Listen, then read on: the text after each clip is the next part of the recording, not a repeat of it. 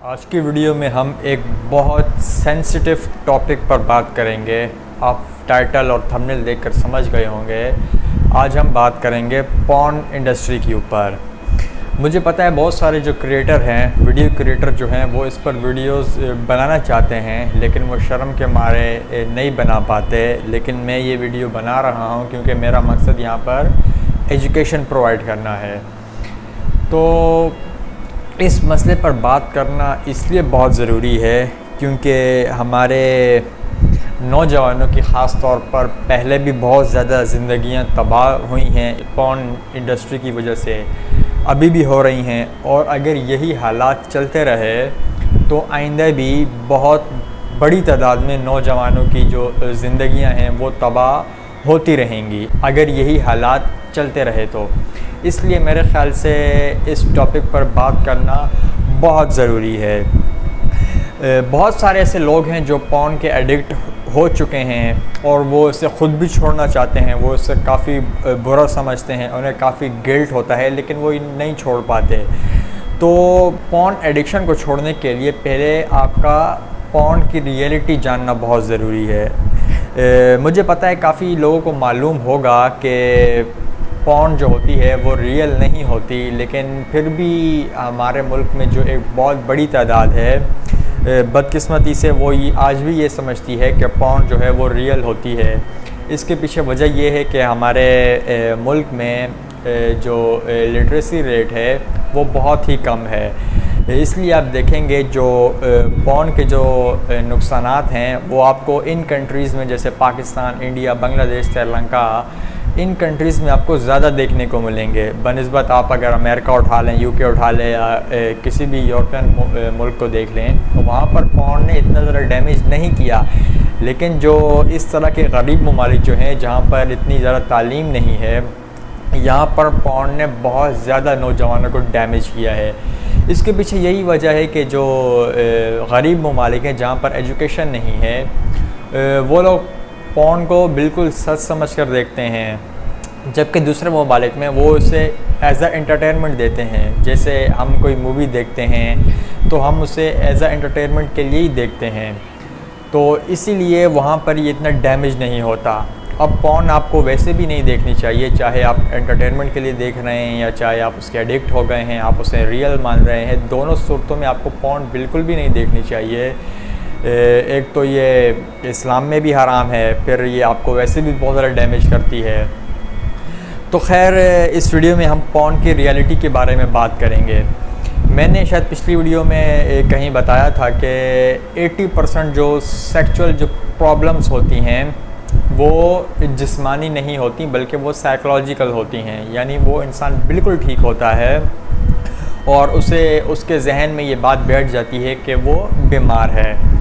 और इन्हीं बीमारियों में एक बहुत बड़ा फैक्टर जो है वो है पॉर्न। जो लोग पॉर्न बहुत ज़्यादा देखते हैं उन लोगों में जो साइकोलॉजिकल सेक्सुअल जो प्रॉब्लम्स होती हैं ये बहुत ज़्यादा देखने को मिलती हैं।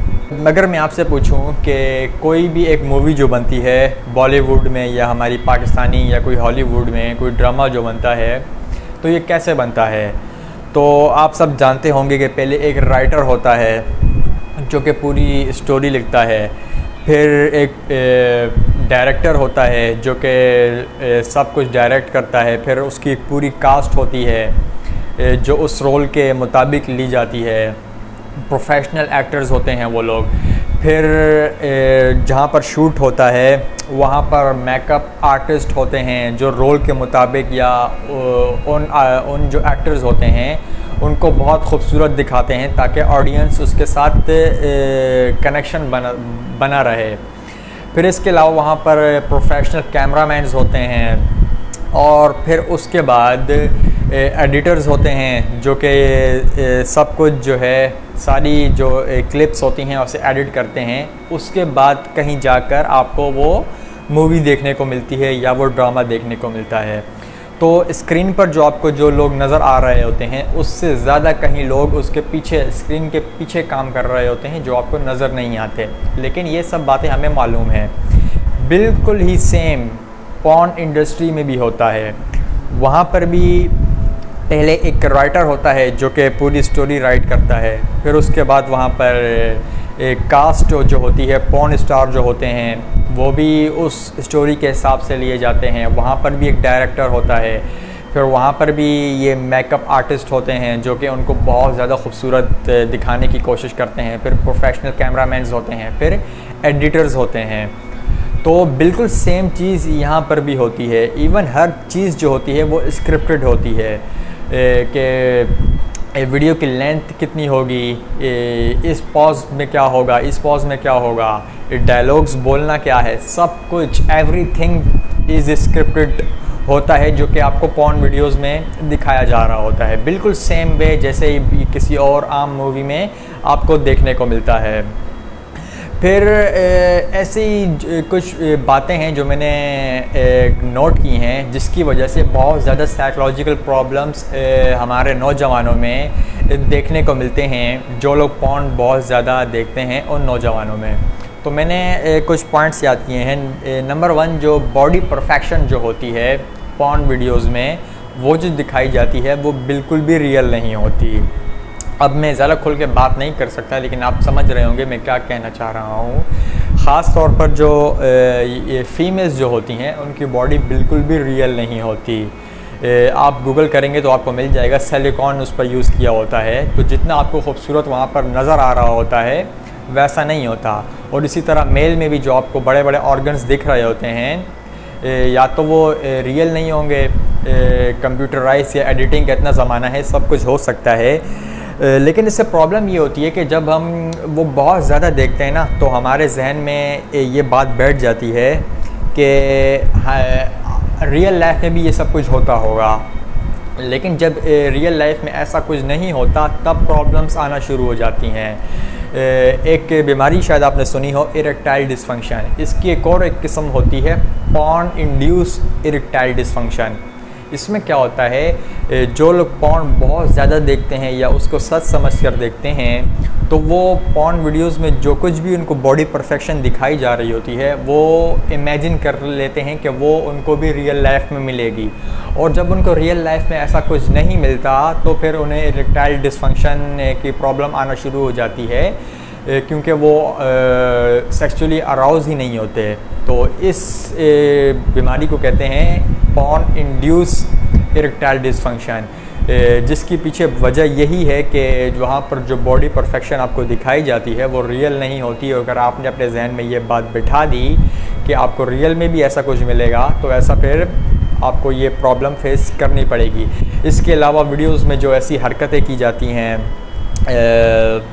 मैं नाम ले लेता हूँ, ऑरली या एनल जो किया जाता है, वो भी आपको रियल लाइफ में अमूमन देखने को नहीं मिलता।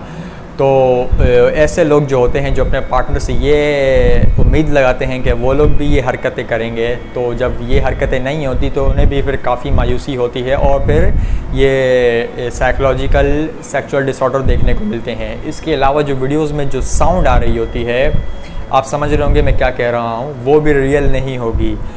वो भी बाद में डब किया जाता है, और अगर डबिंग ना भी की गई हो तो वो एक्टिंग हो रही होती है। लेकिन हमारे जो नौजवान हैं वो ये समझ लेते हैं कि अगर एंजॉय नहीं हो रहा, मतलब अगर ये ऐसी आवाज़ें नहीं आ रही तो मतलब एंजॉय नहीं हो रहा।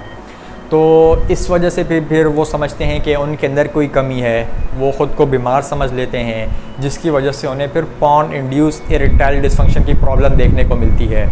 इसके अलावा एक और बड़ी अहम चीज़ है, वो ये है वीडियो की लेंथ। आपने देखा होगा कि पॉर्न में आपको 4-5 मिनट की क्लिप से लेकर कई घंटों तक के क्लिप्स मिल जाएंगे। तो इससे प्रॉब्लम ये होती है कि जब कोई भी शख्स पॉर्न बहुत ज़्यादा देखता है या उसे सच समझ कर देखता है, तो वो जब भी रियल लाइफ में जाता है तो वो देखता है कि उससे उतना टाइम नहीं हो पा रहा जितना पॉर्न वीडियोज़ में होता है। तो फिर वो ख़ुद को बीमार समझने लग जाता है, उससे लगता है कि उसके अंदर कोई कमी है, वो ही बीमार होगा। तो ये भी फिर एक साइकोलॉजिकल सेक्सुअल डिसऑर्डर है, जिसमें इंसान बिल्कुल ठीक है लेकिन वो पॉर्न को देखकर अपने आप को उनसे कंपेयर करता है, तो इस वजह से उसे ये प्रॉब्लम देखने को मिलती हैं।